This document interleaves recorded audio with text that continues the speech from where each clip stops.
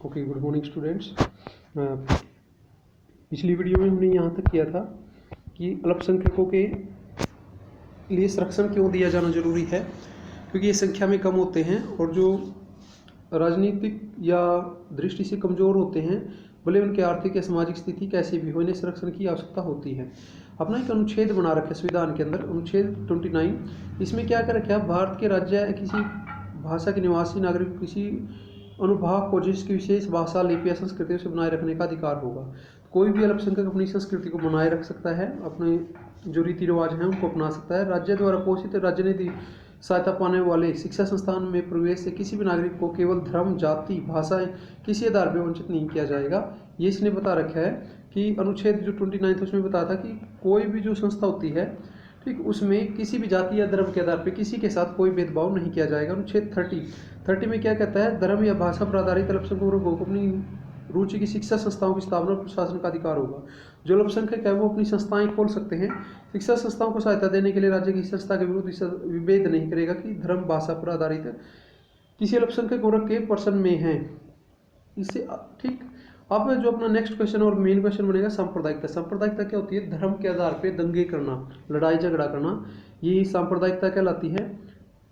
रोजमर्रा की भाषा में सांप्रदायिकता का अर्थ है धार्मिक पहचान पर आधारित आक्रामक उग्रवाद, अपने एक अभिवर्ती जिसमें अपने समूह को जो अपने धर्म है उसको तो श्रेष्ठ मानते हैं और अन्य धर्मों को निम्न, अवैध और विरोधी समझा जाता है, वो होती है सांप्रदायिकता। कई बार आपने न्यूज़पेपर में भी ये वर्ड सुना होगा, सांप्रदायिकता के आधार पर लड़ाई झगड़े होते हैं, दंगे होते हैं। तो ये सांप्रदायिकता ही है जो अपने धर्म को बहुत ऊंचा समझते हैं और दूसरे धर्मों को नीचा, अवैध और विरोधी समझा जाता है। इसमें क्या, भारत में बार बार सांप्रदायिक तनाव फैलते रहते हैं और चिंता का विषय बना हुआ है। इसमें ना बहुत सारी समस्याएं आती है, लूटा जाता है, ठीक है, इनमें हजारों लोग मारे जाते हैं।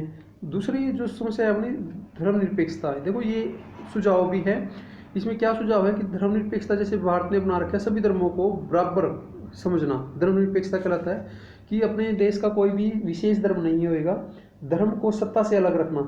इसमें ये क्वेश्चन आता है कि जो धर्मनिरपेक्षता है वो दो भारतीय नजरिए से, पश्चिमी नजरिए से। पश्चिमी नजरिए के अनुसार धर्मनिरपेक्षता होती है राज्य को सत्ता से, धर्म को सत्ता से अलग करना।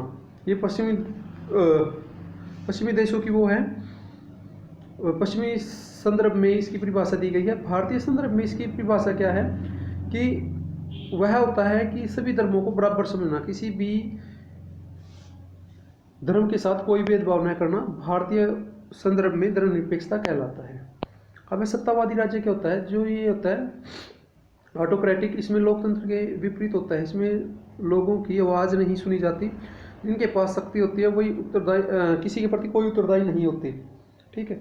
इसमें प्रेस की स्वतंत्रता। सत्तावादी क्या होते हैं, देखो एक तो लोकतंत्र होता है जिसमें जनता द्वारा सरकार चुनी जाती है, एक उसमें होता है जो अथॉरिटी होती है वो संभालते हैं पूरे देश को, पूरे रूल रेगुलेशन वही बनाते हैं। इसमें प्रेस की स्वतंत्रता नहीं होती। सत्ता के दुरुपयोग से संरक्षण के अधिकार, विधि कानून अधिकार जैसे अनेक प्रकार की स्वतंत्रताओं को सीमित किया जाता है। अब है सिविल सोसाइटी या नागरिक समाज। सिविल सोसाइटी क्या होता है, नागरिक समाज होता है, बहुत सारी संस्थाएं ऐसे हैं, जैसे जो ऐसी संस्थाएं होती हैं जो किसी भी ऑर्गेनाइजेशन पर उसके एक्सप्लॉयटेशन के खिलाफ उस पर दबाव डाल सकती हैं। नागरिक समाज उस व्यापक कार्य क्षेत्र को कहते हैं जो परिवार को निजी क्षेत्र से परे होता है, लेकिन राज्य और परिवार क्षेत्र दोनों से बाहर होता है। ये कोई निजी क्षेत्र से परे होता है। इसका मुख्य मोटिव क्या होता है, शोषण से बचाना।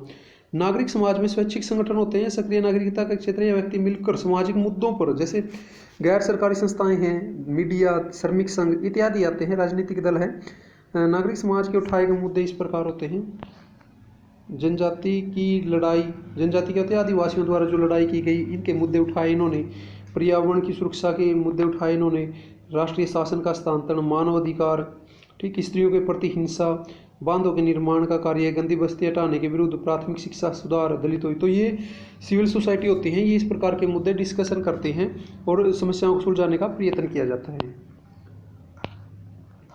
जो सूचना आरटीआई, ये इंपॉर्टेंट क्वेश्चन है। आरटीआई क्या होता है, आरटीआई 2005 में आया था इंडिया के अंदर, 13 अक्टूबर 2005 से लागू किया गया था।